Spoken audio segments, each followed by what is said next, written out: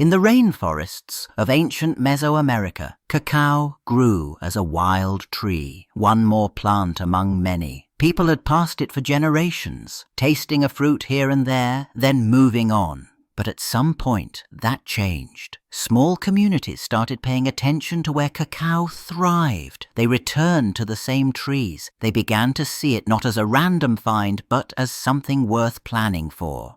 Cacao did not make itself easy to use.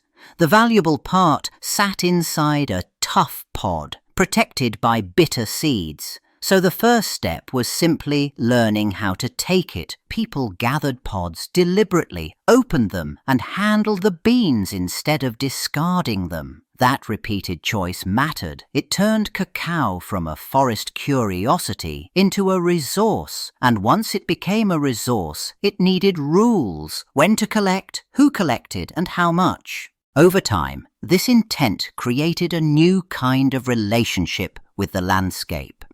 Rather than only hunting and gathering what appeared, people favored cacao trees near their paths and settlements. They protected them from damage. They encouraged growth where it benefited them, shaping what the forest gave back. Cacao became something you could count on, not just stumble upon. That was the beginning. Humans started choosing cacao, and cacao started changing human routines. People stopped treating cacao as just something found and started treating it like something made. The first step sounded simple, but changed everything. They let the wet seeds sit and break down. Fermentation happened on purpose, not by accident, and it shifted the flavor away from raw bitterness.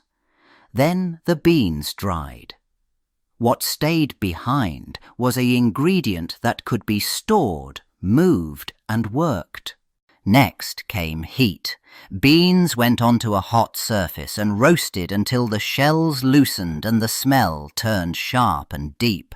Roasting drove out moisture and made the beans easier to crush. But it also created new tastes that never existed in the fresh fruit. The shells came off. Inside, the hard pieces became a material that could finally be transformed, not just eaten.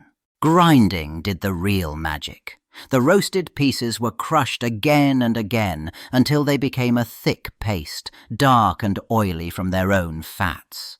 Water turned that paste into a drink, bitter and strong, nothing like modern sweetness. It was a new culinary technology, a way to take a seed, unlock its chemistry, and make a beverage that had to be crafted step by step. Cacao did not stay a simple drink for long. Once people learned it carried energy and meaning, they started treating it differently. It shifted from something anyone might taste into something handled with rules. Certain moments demanded it, and other moments forbade it. The drink started marking boundaries between ordinary days and holy days, between casual sharing and serious purpose. That change turned cacao into more than food. It turned it into a tool. In formal religious settings, cacao served as an offering with a clear job. People prepared it in prescribed ways, then presented it as a gift meant to be accepted by unseen powers. The act mattered as much as the flavor. Cacao helped carry prayers, requests, and thanks because it was believed to reach beyond the human world. If the ritual was done correctly, it signaled order and respect. If it failed, the message failed. Over time, cacao also became a bridge to the dead. In ceremonies tied to ancestors, the drink anchored memory and obligation, linking the living to those who came before. It reinforced that families and communities did not start with the people standing there. They continued across generations.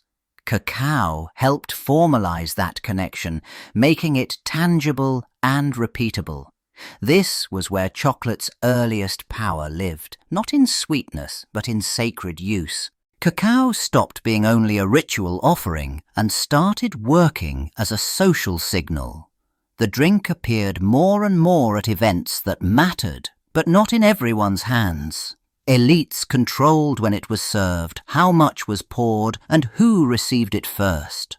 That order carried a message. Cacao marked rank. It separated hosts from guests, insiders from outsiders, and ordinary families from those who claimed authority. At big feasts, cacao worked like a public test of power. A leader showed reach by gathering beans, labor, and skilled preparation, then turning it into a shared moment that depended on them. The strongest households hosted more often and served more richly, and people remembered. Weddings used cacao the same way. A marriage stopped being only personal and became political, sealed with a drink that announced the family's standing. Political gatherings pushed it even further. Serving cacao at councils and alliances helped set the tone before any decision was made. It rewarded supporters, calmed rivals, and reminded everyone who controlled access to valued goods. Refusing to serve it, or serving it to the wrong person, carried consequences. Cacao became a tool. It reinforced hierarchy without a speech. In that world, status often tasted like a bitter cup placed carefully in someone's hands. Cacao already carried prestige, but it also solved a practical problem. Trade needed something everyone accepted.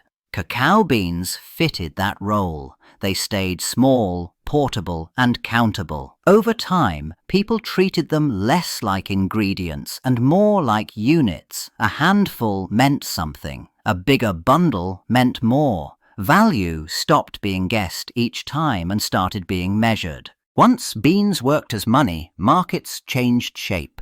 Sellers did not rely on favors or vague promises. They asked for a set number of beans. Buyers compared prices across stalls and chose. Cacao then reached beyond food. It bought everyday goods and paid for work. It even covered penalties and debts. A bean count could settle an argument faster than any speech. Rulers pushed this system further through tribute. Communities sent fixed amounts of cacao upward on schedule, like a tax paid in beans. That steady flow funded courts, ceremonies, and campaigns without constant bargaining. It also locked obligations in place. Owing cacao meant owing a specific number, not a vague share. Cacao ended up doing two jobs at once: feeding people and running an economy. As the great city-states of Mesoamerica rose and held larger territories, cacao stopped being only a local resource. It became a cargo. Traders moved along rivers, coastlines, and inland paths that linked distant regions. And because cacao trees grew best in specific warm, wet zones, many powerful centers sat far from the orchards. That gap created demand. It also created opportunity. Long-distance trade carried more than beans. It carried habits. Cacao traveled with merchants, porters, and middlemen who learned how to judge quality, protect the harvest, and measure value. In markets, cacao linked farmers, rulers, and travelers who never met. Where cacao arrived, it fit into existing systems of exchange, then reshaped them. A drink and a currency became a shared language. As networks tightened, cacao culture spread beyond the places where cacao could grow. Distant courts adopted it for ceremonies and political hosting. Officials demanded it as payment, then redistributed it to reward allies. Communities that had once relied on local goods now depended on routes they did not control. Cacao tied regions together. It also made them vulnerable to disruption. Trade became power. Spanish expeditions pushed into Mesoamerica looking for wealth, allies, and control. In the courts and marketplaces they entered, they met a drink they did not expect. Cacao was not served like wine or beer. It arrived as a bitter, foamed beverage with rules around who drank it and when. The newcomers watched people treat it as valuable, even serious. That reaction mattered. It signaled cacao carried power. For the Spanish, cacao first looked like a curiosity, then like an opportunity. They noticed beans moved through trade and tribute, and that rulers used the drink to mark rank and loyalty. Some Spaniards tasted it and recoiled. Others learned to accept it, especially when local leaders offered it during diplomacy. Step by step, cacao stopped being just an indigenous custom in Spanish eyes. It became a thing that could be collected, taxed, and transported. Ships crossed the Atlantic carrying silver, plants, and unfamiliar foods, and cacao travelled with them. Once it reached Spain, it entered a new world of merchants, monasteries, and royal households, where people tested whether this strange, bitter drink could fit their habits. The transfer changed everything. Cacao no longer belonged to one region's rituals and markets. It began a new life as an imported idea, ready to be reshaped. In Europe, cacao arrived with a problem. The drink tasted sharp and unfamiliar, and most people had no reason to love bitterness. So it changed. Sugar softened the edges and turned a challenging flavor into a treat.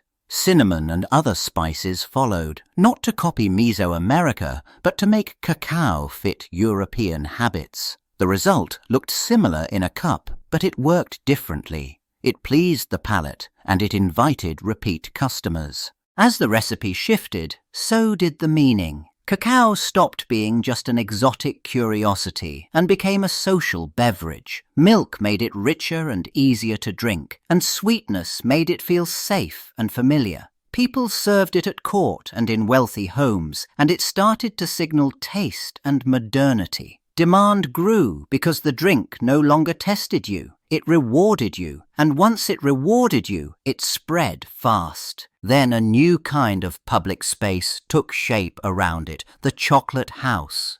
These places sold the drink ready-made, and they turned drinking chocolate into an outing, a habit, and a fashion. People arrived to be seen and to keep up. The cup became a small marker of belonging. Cacao, once tied to ritual and power in other worlds, now drove a different kind of culture, sweet, social, and commercial, one purchase at a time.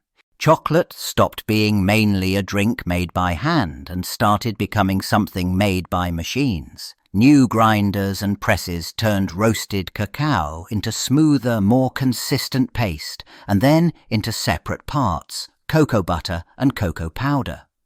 That split changed everything. It made chocolate easier to control, easier to ship, and easier to repeat the same way every time. Consistency became the selling point. Scale became the goal. This new kind of production demanded a new kind of supply. European empires pushed cacao growing into colonial plantations, far beyond its original homelands. Land got cleared. Trees got planted in rows, and harvest schedules started serving factory calendars, not local traditions. More beans arrived more regularly and at lower cost, but the system depended on tight control of labor and trade. Volume came with a human price. Soon, chocolate ran on a chain that stretched across oceans. Cacao left plantations as raw beans, reached ports, entered factories, and returned to consumers as bars, powders, and sweets. Each step added profit, and each step pulled chocolate further from the people who grew it. What used to be seasonal and limited became constant and everywhere. Chocolate became a mass commodity, and the modern global supply chain took shape around it. By the modern era, chocolate had stopped being rare. It sat beside gum at checkout counters, filled lunchboxes, and travelled in pockets on long commutes. At the same time, it climbed into another world entirely, shaped into glossy truffles and gifted as a sign of care and taste. One ingredient served two lives. Convenience made it daily, and branding made it special.